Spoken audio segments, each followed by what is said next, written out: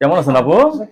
এই মোটামুটি ভালো আছি। মোটামুটি ভালো আছেন। আচ্ছা, এখন কি বিয়ে শাদী বসবেন? হ্যাঁ, বিয়ে শাদী করব।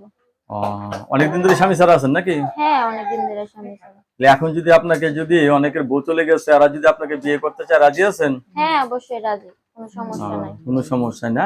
আপনার ফ্যামিলিগত ভাবে চাপটা আছে নাকি না আপনার না, পছন্দ? আমার পছন্দের সবকিছু। আপনার পছন্দের সবকিছু? হ্যাঁ। স্বামীকে রান্না বান্না করে খাওয়াতে পারবেন? হ্যাঁ, অবশ্যই পারবো।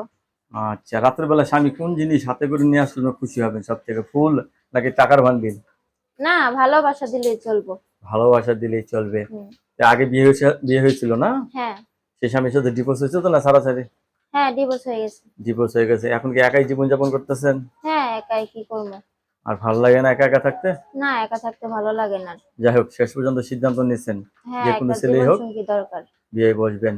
দর্শকই আপুর সাথে কথা বলতে পারবেন। আপু কিন্তু অত্যন্ত সরল সোজা মানুষ। ছেলে যে বয়সের হোক আপুর তরফ থেকে কোনো ধরনের সমস্যা নেই, ঠিক না? হ্যাঁ।